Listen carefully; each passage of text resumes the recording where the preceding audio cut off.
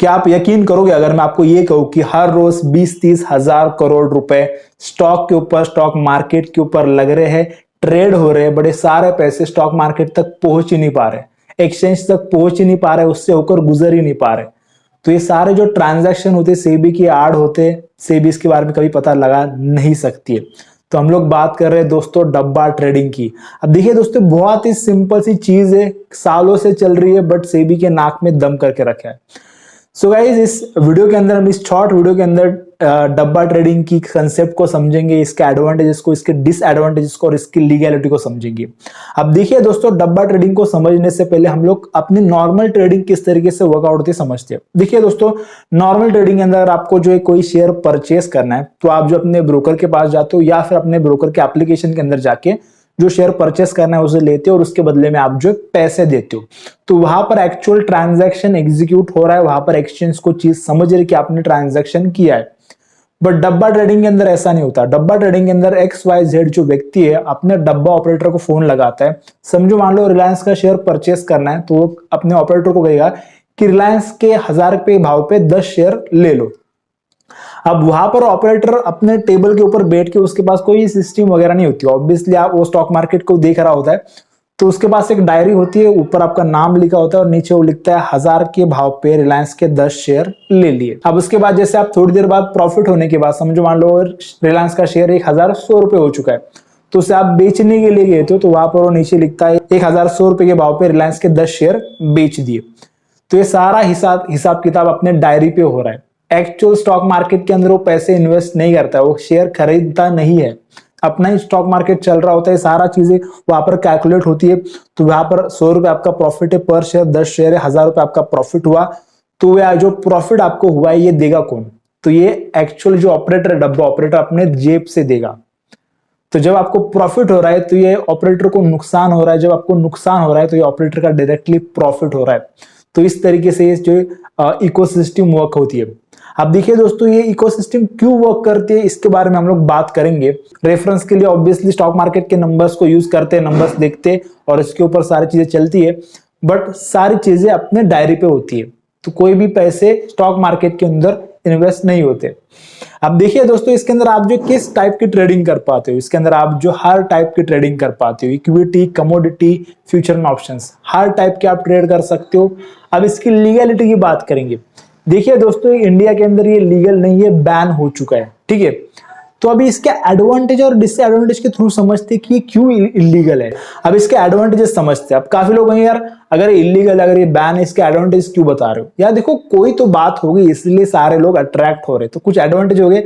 As a educational purpose ये video बना रहा हूं, इसे कभी भी आपको डब्बा ट्रेडिंग को मोटिवेट होने के लिए यूज नहीं करना है। देखिए दोस्तों, डब्बा ट्रेडिंग के अंदर सबसे पहला एडवांटेज है, ब्रोकर आपसे ब्रोकरेज नहीं लेता है। तो यहां पर आपको जो ब्रोकरेज नहीं लगता है।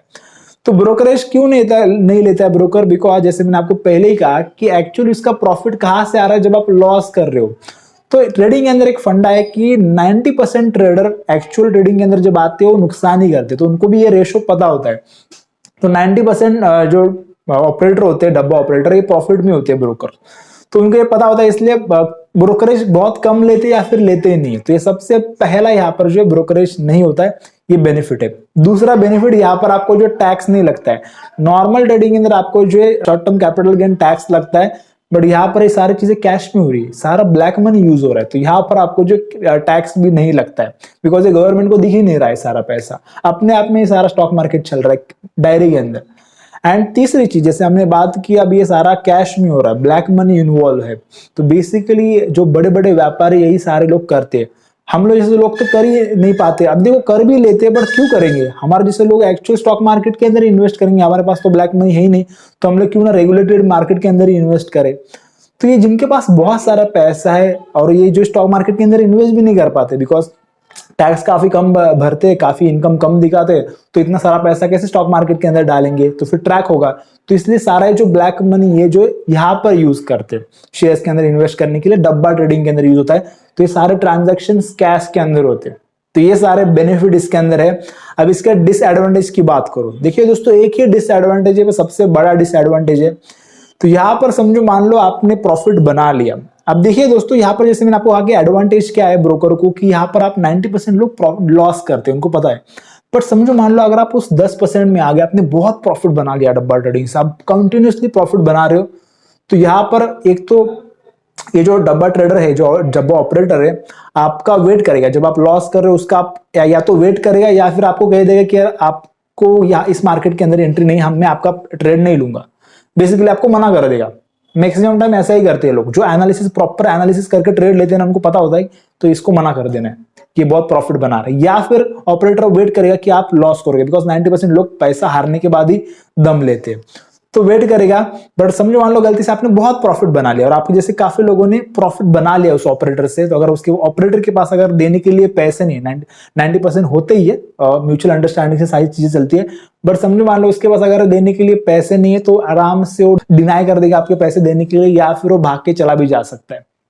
एंड आप उसके खिलाफ कुछ भी एक्शन नहीं ले पाओगे। क्यों? बिकॉज सबसे पहली बात तो ये इंडिया के इलीगल है, एंड दूसरी चीज, सारा पैसा जो आपने इन्वेस्ट किया ये आपका ब्लैक मनी होगा, तो आप कैसे आप जस्टिफाई करोगे उस पैसे को, कहां से ये पैसे आप कैसे बताओगे गवर्नमेंट को? तो पहली ये दो चीजें बहुत ही बड़ा रीजन है जिसके लिए आपको एक्चुअली इलीगल है, इसलिए आपको ट्रेडिंग ये करनी ही नहीं चाहिए।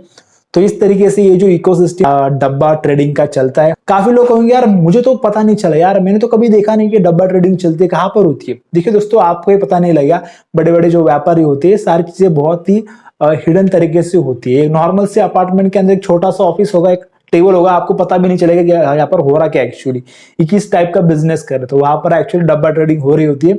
अब देखिए दोस्तों, ये कहां पर मैक्सिमम होता है इंडिया के अंदर, तो अगर आप ट्रेडिंग की बात कर रहे हो तो गुजरात का नाम आपको लेना ही पड़ेगा, बिकॉज सबसे ज्यादा डीमैट अकाउंट अगर महाराष्ट्र के बाद, बिकॉज मेजरली मुंबई के अंदर, महाराष्ट्र को छोड़ के ये डीमैट अकाउंट सबसे ज्यादा गुजरात के अंदर है, तो गुजरात के अंदर ये डब्बा ट्रेडिंग सबसे ज्यादा होती है, हॉटस्पॉट है।